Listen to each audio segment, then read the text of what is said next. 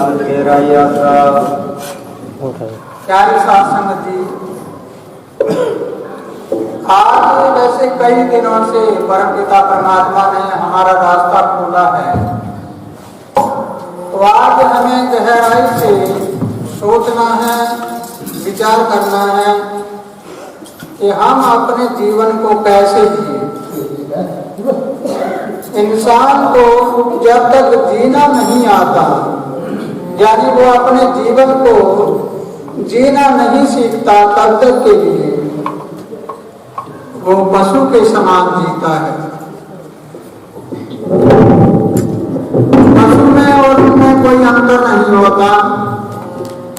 तो इसलिए मेरे प्यारे ज्ञानी पुरुषों, प्यारी साध संगत जी, अगर तुम्हें ये बात समझ आती है तो जरा आधा घंटा के लिए एकाग्रस्त होकर सुनना है, और सुनने के बाद उसके ऊपर हमें मनन करना है, अध्ययन करना है कि जो बात बताई गई है क्या ये सत्य है।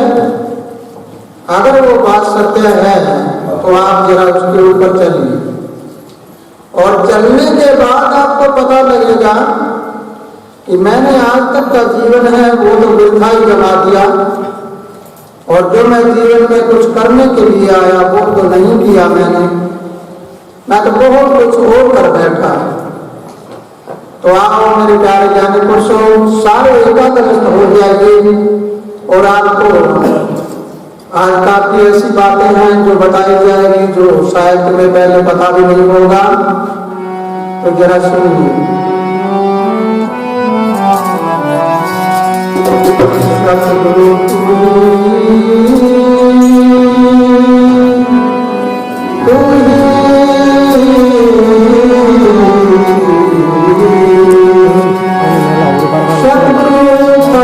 दरबार में तो खिले ज्ञान के फूल, जन्मदाता श्री राम सतगुरु माने चरण।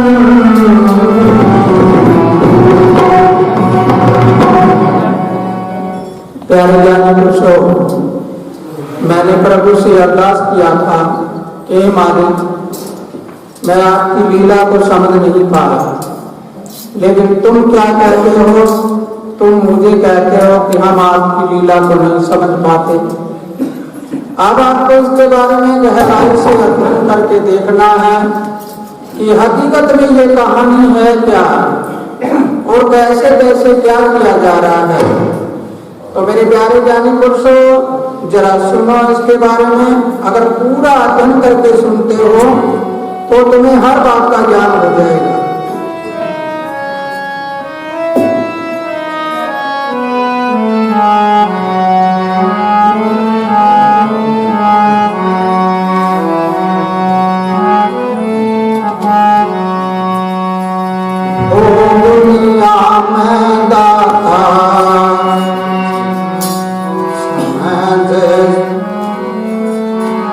प्रभु से अरदास किया कि हे मेरे मालिक, मैं आपकी कोई विधान है वो नहीं समझ पाता।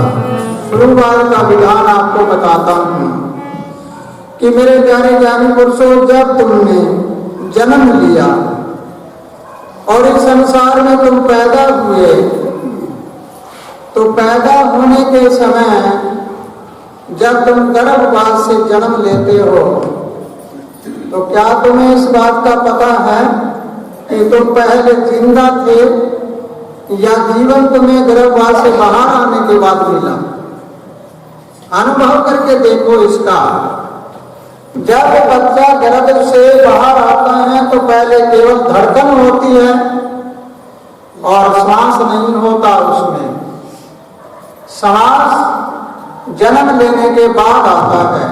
क्या तुमने कभी ये सोचा है कि पहला सांस जो आता है वो बाहर से अंदर आता है या अंदर से बाहर आता है? पहला श्वास बाहर से अंदर जाता है। कैसे होता है? बच्चा जब जन्मता है पहली बार सांस लेता है, ऐसे सांस लेता है, हम कहते हैं हाँ सांस आया है बच्चे को। अगर वो श्वास ना आए तो क्या होता है? वो धड़कन थी केवल और श्वास नहीं होगा तो धड़कन बंद हो जाती है, मृतक हो जाता है। मेरे प्यारे साथ संगत जी, अगर तुम ये बात समझते हो तो आज गहराई में चला जाना है, पूरी गहराई में। और वही श्वास जब मृत्यु होती है तो तुमने कभी सोचा है कि श्वास बाहर से अंदर जाता है या अंदर से बाहर निकल कर चला जाता है? मृत्यु होती है तो इंसान कैसे करता है? ऐसे किया, बाहर गया सांस। एक दिन तो सांस अंदर आया था और दूसरे दिन बाहर चला गया। ये 2 दिन की जिंदगानी है। इसी का नाम है ओहम सोहम। जो हम नाम देते हैं उसमें कहते हैं ओहम सोहम। ओहम ऊपर से आया, वो मेरे अंग के साथ समा गया, और सोहम जब वो निकल कर बाहर गया तो वो ब्रह्मांड में चला गया। आगे इसके बीच में होता है शब्द स्वरूपी राम। शब्द का मतलब होता है वो गुड लाइट, खुदा का नूर, परम शक्ति या धुर की बाणी। अलग अलग भाषाओं में अलग अलग नाम होते हैं उनके। तो वो बीच में अगर हमारे वो प्राकृतिक, वो नेचुरल ताकत, वो वर्ल्ड पावर, विश्व शक्ति की कोई ताकत आ जाती है तो हमारा ओहम सोहम है, वो हमारा बिल्कुल साफ सुथरा हो जाता है। अर्थात हम इंसान नहीं भगवान बन जाते हैं। तो मेरे प्यारे जाने पुरुषों, अगर ये बात समझते हो आप तो जानिए कि जब यहाँ तुम भोजन करते हो तो इसका क्या नाम लेते हो? भंडारे में इसका नाम लेते हो प्रसाद। क्या तुम घर में खाना बनाते हो उसको प्रसाद कहते हो? वो नहीं कहते, वहां तो खाना कहते हो, रोटियां खा लो, ये कर लो, वो लोग नाम लेते हो। तो जरा भोजन में अगर हम भक्ति को मिला दें तो क्या बन जाएगा? प्रसाद।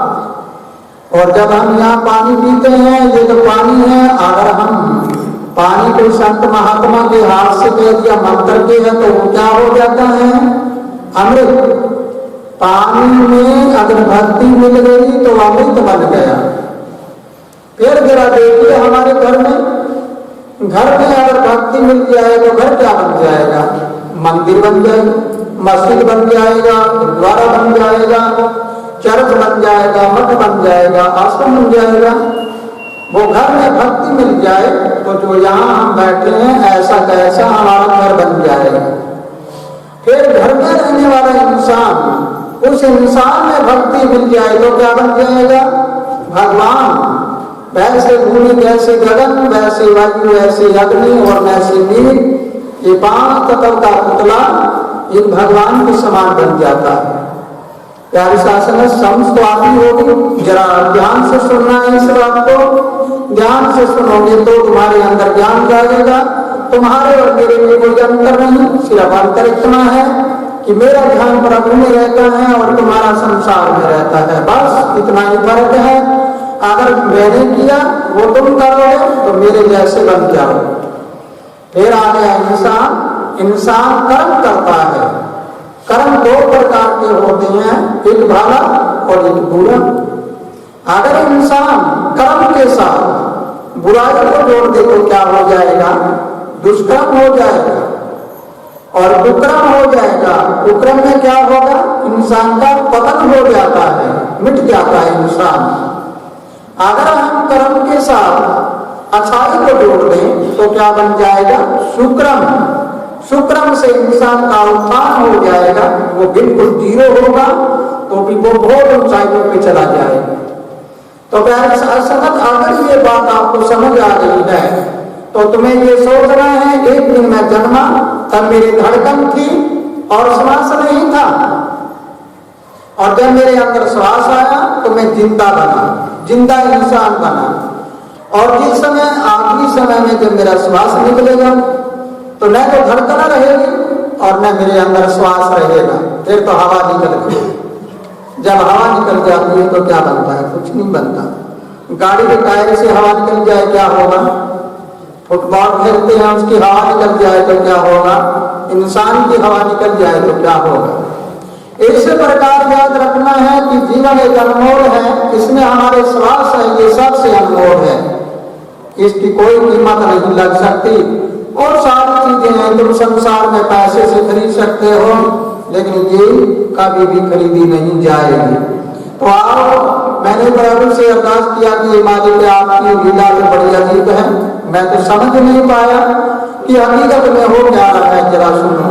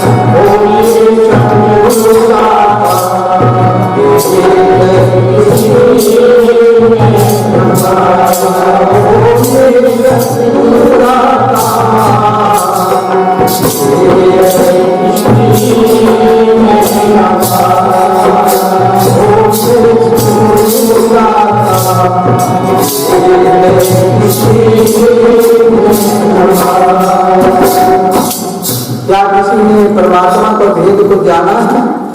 वो बंदा नहीं जान सकता। अगर वो जान दे तो अहंकार में आके वो सारा कुछ मिटा देता है। जरा कैसे?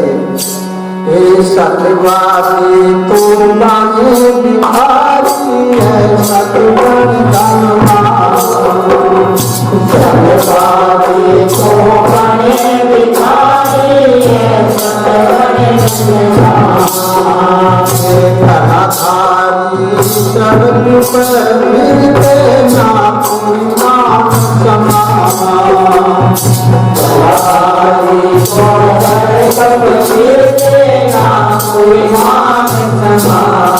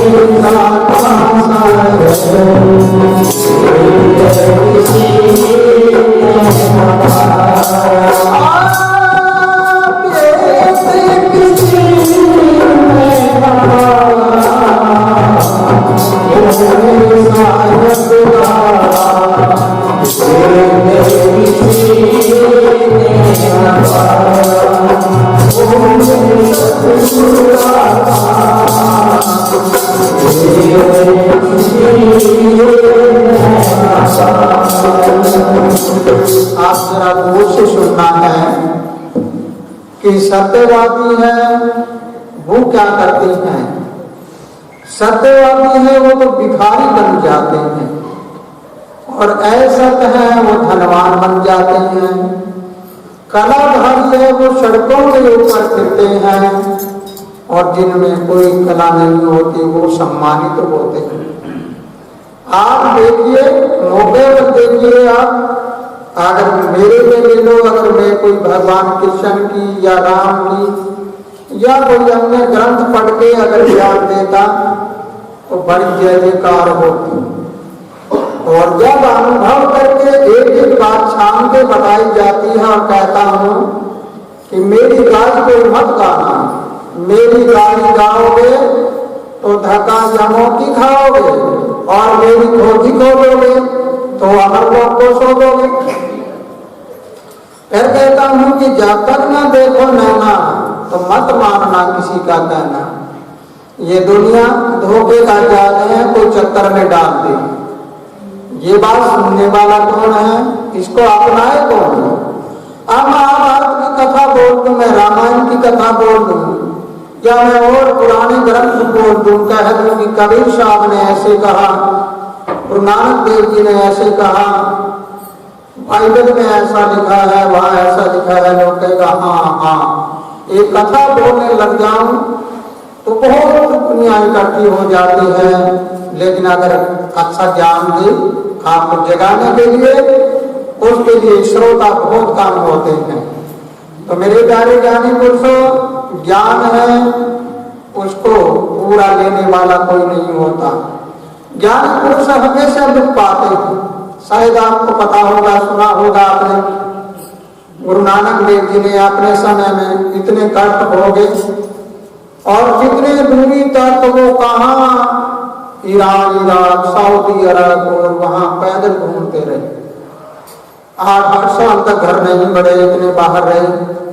उस समय लोगों ने बड़ा अपमान किया, घर में भी अपमान हुआ, लेकिन पीछे तो सोने के मंदिर बन गए। उस समय नहीं पहचाना किसी ने। लेकिन प्रथम गति का ये नियम होता है कि प्रथम गति का कोई संत महात्मा आता है, वो हर समय दुखों को भोग भोग कर आगे बढ़ता है। जैसे पहाड़ से पानी आता है ऊपर से, तो पानी पत्थरों से टकरा टकरा के और अपना रास्ता अपने आप बना लेता है। कभी देखा होगा आपने, चाहे गंगा जी हो या कोई दूसरी नदियां हो, कहीं सतलुज हो, झेलम हो, रावी हो, व्यास हो, चिनाब हो, जो ऊपर से आती हैं तो पत्थरों से पानी टकरा टकरा कर नीचे आके निर्मल हो जाता है। इसी प्रकार पहली गति का संत महात्मा आपत्तियों से टकरा टकरा कर वो निर्मल हो जाता है।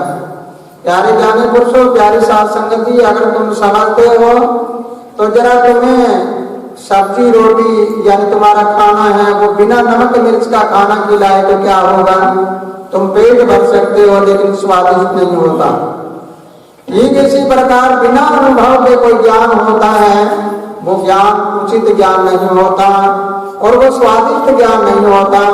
इधर से पकड़ा इधर दिया, इधर से पकड़ा इधर दिया, वो ज्ञान अंधेरा होता है। इसलिए प्यारी साध संगत जी, अगर ये मेरी बात आपको समझ आई है तो इस बात को अपने घरों में लिख लेना।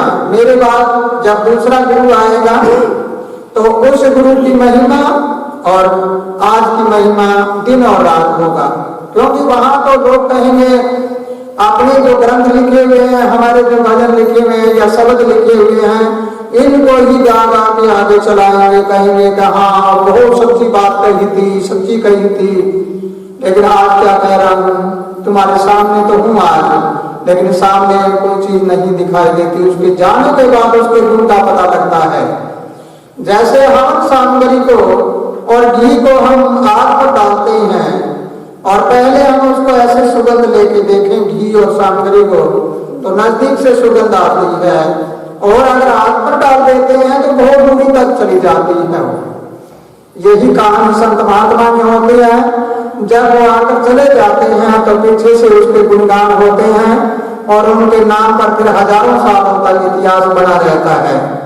तो इसलिए मैंने तो प्रभु से कहा कि हे मालिक, मैं आपकी लीला को नहीं समझ पाया। तुमने पहले मैं जीरो था, तुम जीरो से मुझे बहुत बड़ा बनाया, बड़ा बना के फिर एकदम नीचे किया। नीचे जाने के बाद लेकिन इस बात को याद रखो, जब मैं बचपन में था वही आज, जैसे मैं पहले सबसे मिला करता था वैसे आज। मुझे ये पता नहीं कि आज मैं क्या हूँ, कल मैं क्या था। मैं हूँ तो एक सिर्फ परमात्मा का प्यारा हूँ। प्रभु ने मुझे भेजा है आप सभी को समझाने के लिए। मैं आपको समझ देने के लिए जन्म से लगा हूँ और आज तक लगा रहा, और आने वाले समय में जितना मेरा ये जीवन रहेगा ये तुम्हें समझाने में लगा रहेगा। इसलिए ये सोचना और विचार करना है कि तुम्हें जो समझाने के लिए आया है वो अपने दुखों में रहा या सुखों में रहा, कैसे रहा, वो आपके सामने है, बताने की जरूरत नहीं होती कौन क्या करता है। तो इसलिए मेरी प्यारी साध संगत, अगर ये बात समझते हो तो तुम भी ये सोचो कि प्रभु के भेद को जानने के लिए क्या करें, कैसे होना चाहिए। नागर बेल के फल फूल नहीं होते और तुम्बा कितने लगते, तुम्बे की बेल के कितने बेल लगते, तुम्बे लगते। इसी प्रकार चाकर होती है, उनके घर में एक बच्चे के लिए कहते हैं मेरे घर में एक कोई बच्चा जन्म जाए, लेकिन जहां पर जिनकी जरूरत नहीं होती वहां पर 5-5, 10-10 बच्चे होते हैं। ये अनेक खेल है इस दुनिया में।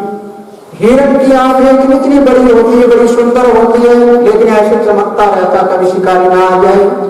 हाथी की आंख इतनी छोटी छोटी होती है, उसके कैसे हमारी लगकर कैसे सजाते हैं।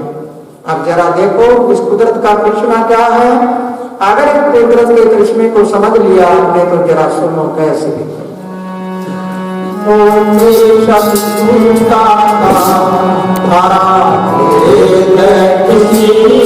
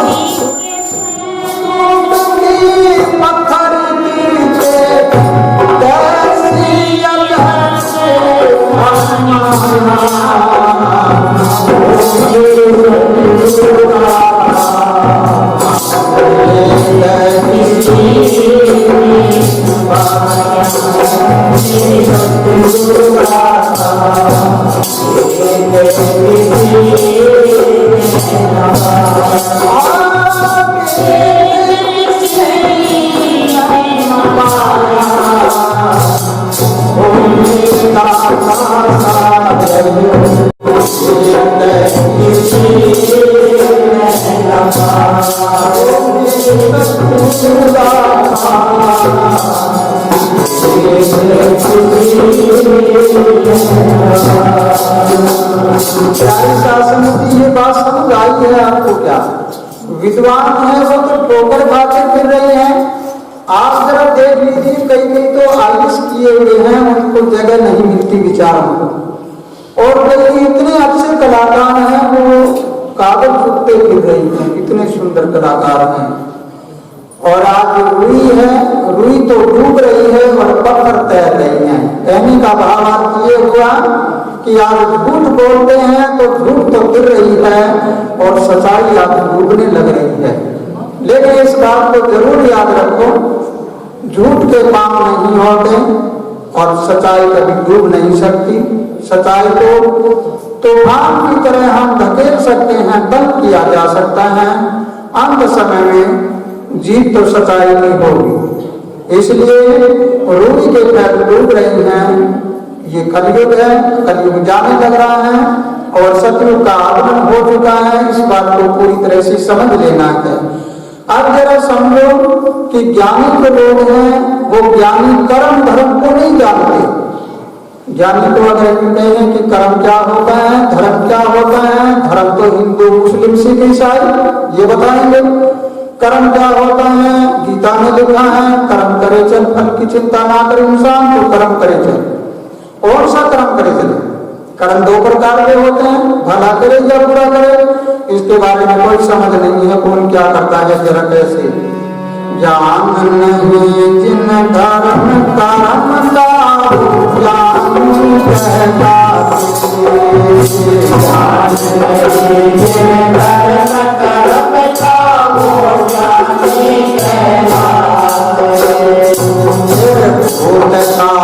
की बातें करके वो काल की बातें कहते कैसे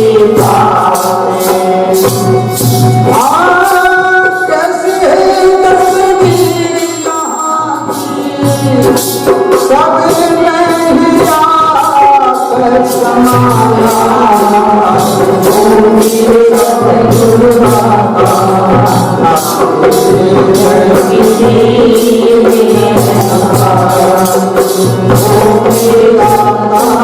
नहीं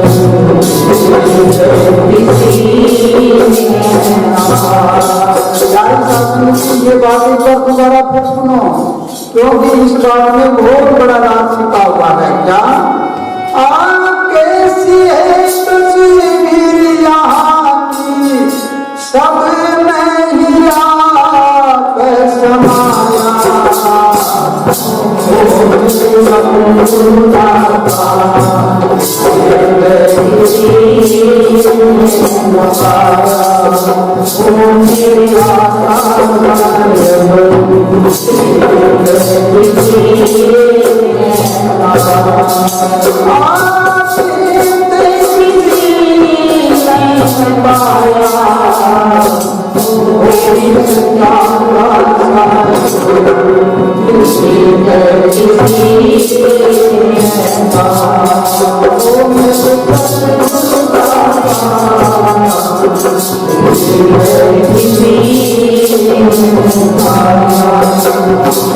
अब आप कहोगे कि यहाँ की तस्वीर कैसी है? सब में ही आप समाया है, भले में भी वही है और बुरे में वही है। आप तुम कहोगे कि एक शराबी है और गलियों में पड़ा है, तो उसमें कैसे समाया है? लेकिन याद रखो, प्रभु ने क्या कहा कि प्यारे बच्चे, तुम जो कर्म करते हो वैसा ही फल मिलता है। मैं न तो किसी का बुरा करता और न मैं किसी का भला करता, न मैं किसी को मारता, न मैं दिलाता, मैं कुछ नहीं करता। तुम कर्म करते हो, मैं उसकी खुराक देता हूं। इस बात को समझना है। परमात्मा ने कहा कि तुम जो कर्म करते हो मैं उसकी खुराक देता हूं। अगर कोई बुरा कर्म करेगा तो बुरे की खुराक क्या होती है? सजा। और भला करता है तो भले की खुराक क्या होगी? बढ़ावा। भला करेगा तो मैं ऊपर मेरी ओर खींच लूंगा, अगर बुरा करेगा तो वो सजा हो जाएगी तो तुम नीचे चला जाएगा। एक नीचे जाता है, एक ऊपर जाता है। तो मेरे प्यारे ज्ञानी पुरुषों, एक और बता देता हूँ कि वैसे सभी संत महात्मा अच्छे हैं दुनिया में जो भी है, क्योंकि मेरा परिवार पूरा संसार है। सारे संसार के संत महात्मा मेरे ही हैं, देवी देवता भी मेरे हैं, भूत प्रेत भी मेरे हैं, जो भी है सब कुछ मेरे हैं और मैं उनका हूँ। लेकिन एक बात जरूर कहूँगा कि सभी कहते हैं गर्भवास में दुख पा रहा था, लेकिन नहीं, मेरा अपना अनुभव है। मैं गर्भवास में जब था, मुझे गर्भवास याद है और मैं गर्भवास में दुख नहीं पा रहा था। मेरी सारी इंद्रियां बंद थी और वहां मैं तो बड़ी असहनीय से रह रहा था। और जब मेरा जन्म हुआ, पहला श्वास मुझे ऐसे श्वास आया और मेरी आंखें खुली थी। मेरी माता जी अभी कुछ ही वर्ष हुए गए तो वो सारा बताया भी करती होगी किसी को कि जब मेरी आंख खुली मैंने देखा कि तो कहाँ आ गया यहाँ। तब मैंने 7 दिन तक मां का दूध भी नहीं पिया और मैं रोता रहा कि कहाँ आ गया, क्या चक्कर रहेगी। तब प्रभु ने कहा कि बेटी 33 वर्ष की आयु हो तब तक के लिए बोलेगा नहीं, कायर है तो भाग जा और नहीं यहाँ पे रहना है। इसलिए 33 वर्ष की आयु जब तक मेरी हुई तब तक के लिए मैंने चुप मार दिया। जो भी किया वो कराते रहे, चाहे मेरे से पढ़ाई कराई, चाहे ऑफिस में रहा, कहीं रहा, वो करता रहा। जो ही 33 वर्ष पूरे हुए तो ही संत मत धारण कर लिया। इसलिए आपको ये समझना है दुख और सुख क्या है, जन्म और मरण क्या है। जन्म और मरण यही होता है कि अगर मैं जीवन में दुखी हो रहा हूँ, दुख पापा के रोज मरता हूँ, रोज जन्मता हूँ, तो यही जन्म मरण है। उस जन्म मरण से कोई फर्क नहीं पड़ता और ना ही जन्म मरण का विपद हुआ और ना होगा। तो आप इसका निचोड़ सुनिए, निचोड़ क्या होगा। इसकी निचोड़ अगर समझ लेते हैं तो हर तस्वीर में वही है, तुमने कर्म किया और तुम अपने आप को बदलो। तुम बदलो सारा जग बदलेगा, तुम ना बदलो कोई नहीं बदलेगा। आइए इसका निचोड़ सुनिए। तेरी हमारे आनंद सतकारा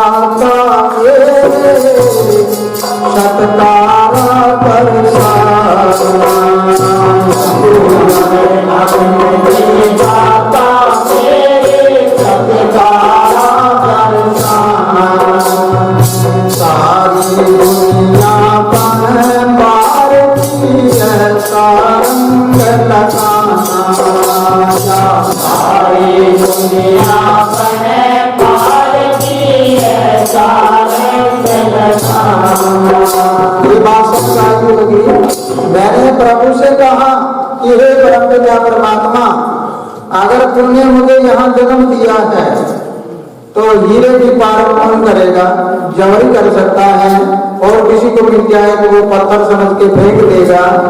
इसलिए मैंने तो कहा कि हे प्रभु, सत्य का राह दर्शाना है सबको, और सब जितने भी ये जीव हैं सभी जीवों को दुनिया में पार्क भी बना दो। वो पार्क करना सीख ले, जांच करना सीख ले, पार्क भी बन जाए तो मेरे ज्ञान के बारे में पता लग जाएगा, फिर वो समझ पाएगा, नहीं तो नहीं समझ पाएगा। इसलिए कहा अमर आनंद पापा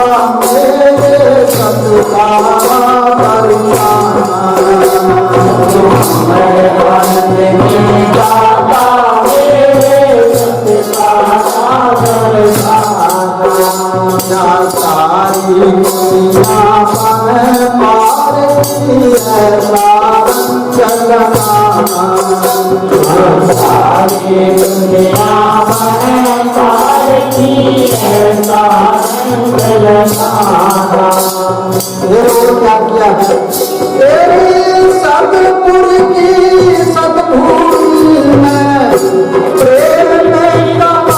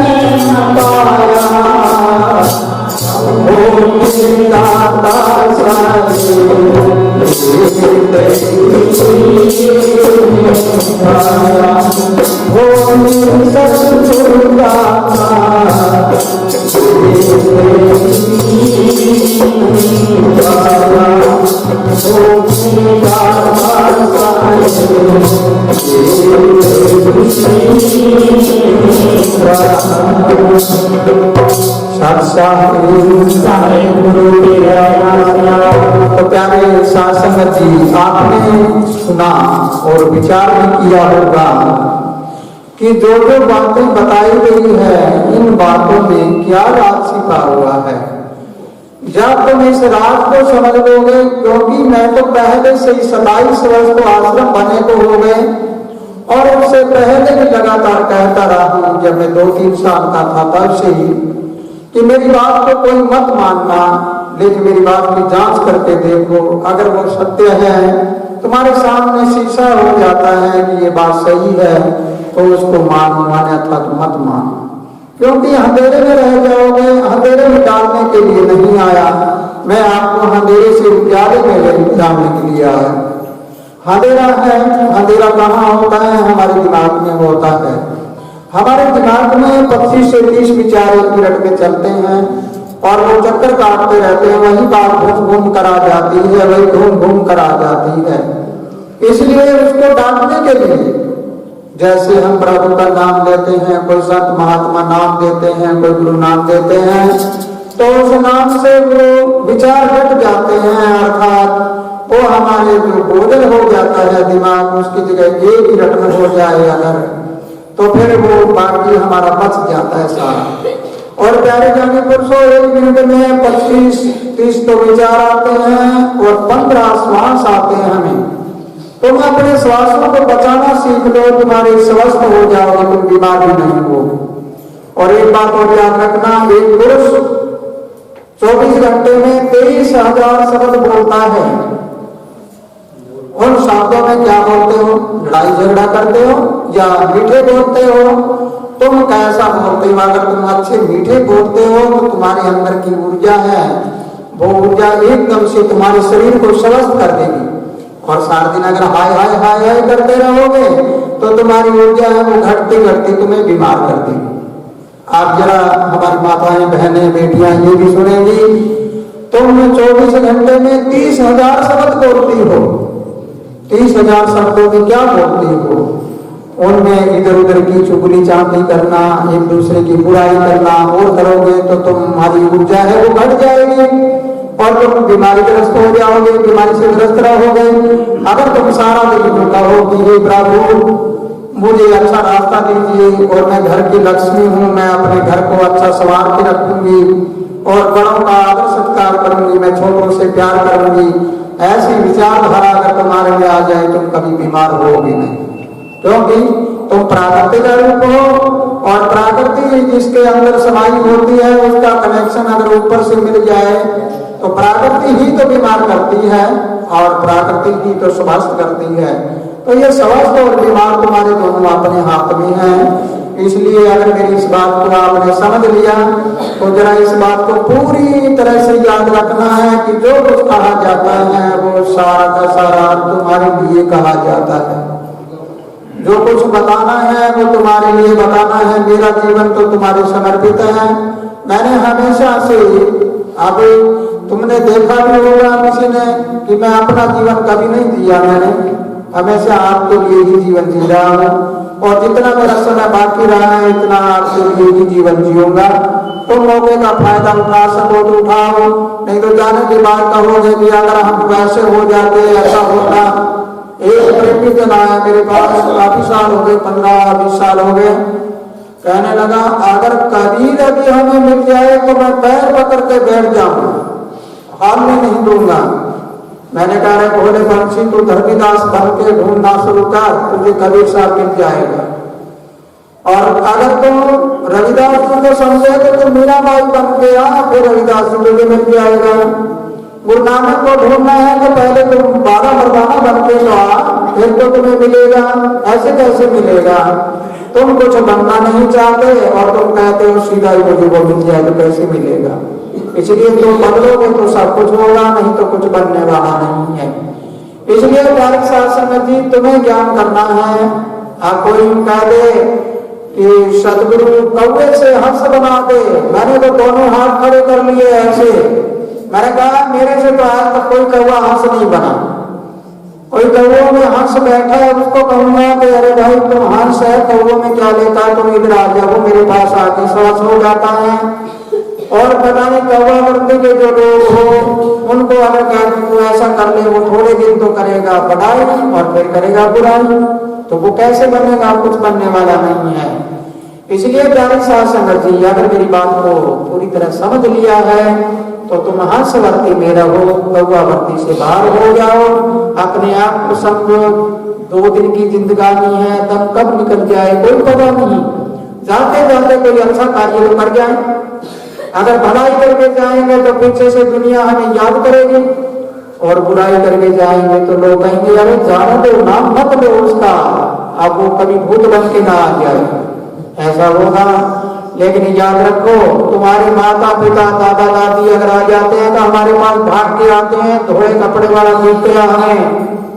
लेकिन अगर कोई गुरु किसी को दिखाई दे दे रात को, कोई संत महात्मा दिखाई दे दे तो क्या होता है?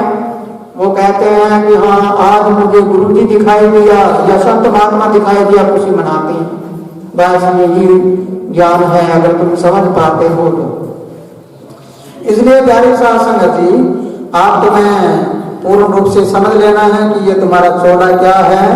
इस चोले को अगर समझ लिया तो तुम्हें सब कुछ मिल जाएगा, ना समझा तो कुछ बनने वाला नहीं। तो जरा सुनो, भूल मत जाना तुमने भूल मत जाना, ये चोला हमारा भूल मत जाना, बच्चों भूल मत जाना, भूल मत जाना तुमने भूल मत जाना, ये चोला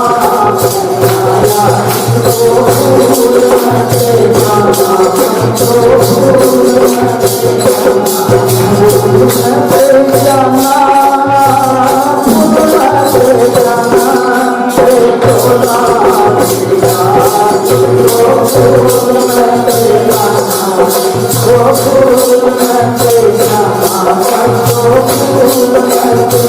मत जाना,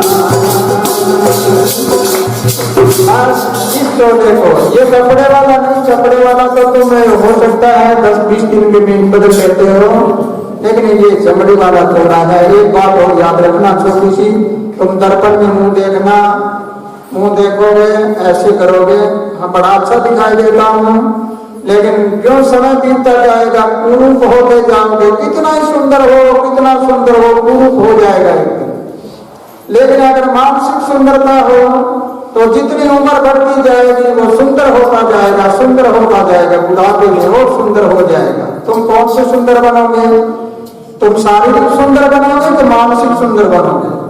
तो मानसिक सुंदर बनना है, वही शारीरिक सुंदरता को सजाता है। लेकिन शारीरिक सुंदरता है वो कभी भी मानसिक सुंदरता को नहीं सजा सकती।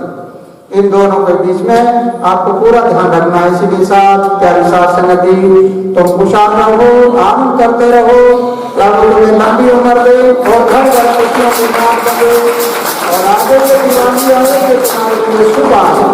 और प्यारी साथ संगति, अपनी बार ना हमारा दिवाली के बाद सत्संग है, उसमें कुछ बदलाव किया जाएगा। अभी हम थोड़ी देर में आपको बता देंगे। साथ साथ